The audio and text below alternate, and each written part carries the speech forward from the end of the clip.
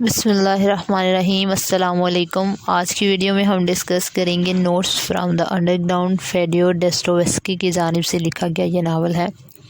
सबसे पहले हम इसकी समरी देख लेंगे ताकि हमें पता चल जाए कि इसका एनालिसिस किस हिसाब से करना है, किस बारे में वो बात करता है। फिर हम इसके थीम्स और इसके अंदर जो एग्जिस्टेंशलिज्म की फ़िलासफ़ी बयान की गई है और जिसकी इब्तिदा भी डोस्टोवेस्की ने की, उसके बारे में बात करेंगे और समझेंगे कि किस तरह ये एक एग्जिस्टेंशलिस्ट नावल है। सबसे पहले अगर इसकी हम समरी की बात करें तो जो मेन करैक्टर है, जो प्रोटैगनिस्ट है, उसका नाम नहीं बताया गया और उसको पूरे नावल के अंदर अंडरग्राउंड मैन के नाम से पुकारा गया है।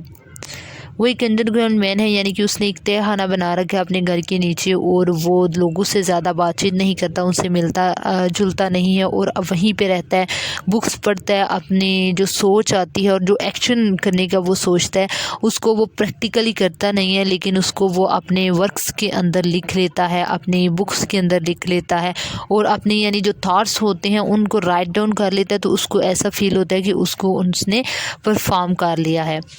अब उसका दिल करता है एक दिन कि वो भी अपने फ्रेंड्स से मिले, उनसे इन टच हो। तो वो अपने कुछ स्कूल फ्रेंड्स से मिलता है। वो स्कूल फ्रेंड कहते हैं कि हम 4-5 दोस्त मिलके अपने एक और दोस्त जिसका नाम ज़ेवर्को है उसके लिए एक पार्टी अरेंज कर रहे हैं, क्योंकि वो अब आर्मी में जा चुका है और काफ़ी अरसे से उसको मिलने नहीं हुआ।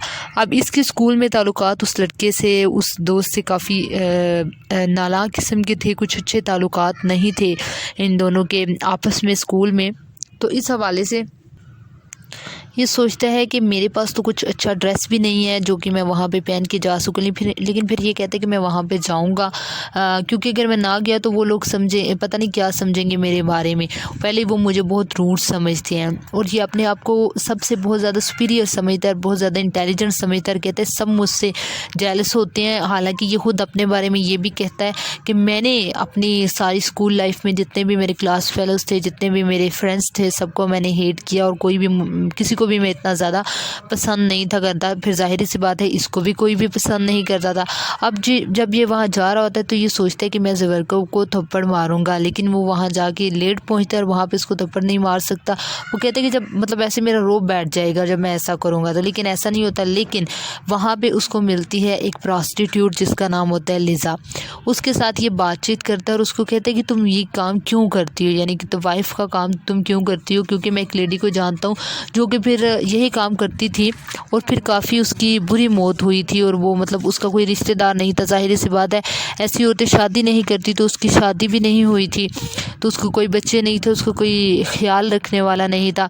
तो तुम्हारे भी कुछ फ्यूचर ऐसा ही होगा, इसलिए तुम ये काम छोड़ दो और कोई कहीं किसी के साथ मोहब्बत करो, शादी करो और अपनी खुशी बसी वाली ज़िंदगी गुजारो। कहते हैं find love, marry and be happy.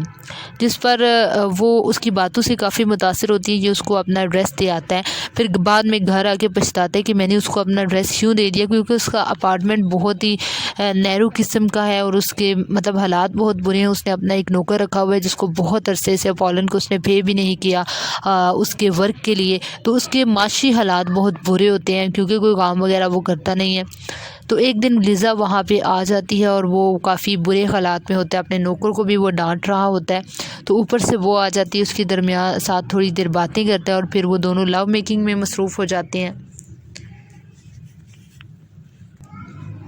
जब ये प्रोसेस ख़त्म होता है तो वो जाने के लिए उठ खड़ी होती है और जो हमारा राइटर है, जो हमारा प्रोटैगनिस्ट है अंडरग्राउंड मैन, वो उसको पे करने की कोशिश करता है, लेकिन वो चली जाती है। वो उसके पीछे जाने की कोशिश करता है, लेकिन वहाँ पे बर्फ़बारी हो रही होती है और उसके जो फुट स्टेप्स होते हैं वो देखता नहीं है कि वो किस साइड पे चली गई, क्योंकि वहाँ पे मज़ीद बर्फ़बारी हो चुकी होती है। और यहाँ पे ये प्ले जो है वो ख़त्म हो जाता है। वो वापस अपने तहखाने में चला जाता है, अपनी सोचों में वहीं जा पे मसरूफ़ हो जाता है दोबारा से। तो यहाँ पे ये हमारी समरी ख़त्म होती है। नेक्स्ट अब हम देखते हैं कि इसके अंदर क्या थीम्स उसने यूज़ किए और किस तरह ये रिलेट करती है। उसने सबसे इम्पॉर्टेंट थीम जो इसके अंदर इस्तेमाल किया वो है थॉट वर्सेस एक्शन का, यानी कि वो सोचता तो है बहुत कुछ करने का लेकिन उसके ऊपर अमल नहीं करता, प्रैक्टिकली वो कुछ भी नहीं करता। आइसोलेशन एलाइनेशन, यानी कि जब वो दोस्तों के साथ था, जब वो रिट्रीट नहीं हुआ था अंडरग्राउंड में, तब भी उसने कोई बहुत ज़्यादा दोस्त नहीं बनाई, कोई बहुत ज़्यादा रिलेशनशिप्स उसने नहीं बनाए और फिर ऐसे ही उसने सारी ज़िंदगी गुजार दी। इसके अलावा अब्सर्डिज़म का थीम है कि कोई ये तरीका नहीं बनता कि सोसाइटी से इंसान कट ऑफ हो जाए, फिर दूसरों के बारे में इतना सैडिस्ट रवैया रखे, खुद भी वो पेन में प्लेयर फील करता था। एक दफ़ा उसके दांत में दर्द था, कहते ठीक है ये बहुत इंजॉयमेंट है, कभी कभी इस दर्द को सहना चाहिए इंसान को, और उसके लिवर में प्रॉब्लम है और वो कहता है कि नहीं जी ये लिवर का दर्द मुझे हर्ट करता है, इसको मज़ीद हर्ट करना चाहिए। मुझे अपने बारे में बहुत उसका लो ओपिनियन है। मिसएंथ्रोपी इसके अंदर हम ये थीम देख सकते हैं, क्योंकि खुद से और इंसानियत दोनों से बहुत आरी हमें नज़र आता है। तो ये जो सारी चीज़ें हैं, ये जो आइसोलेशन एलाइनेशन की थीम्स हैं, यही तो एग्जिस्टेंशलिज्म है।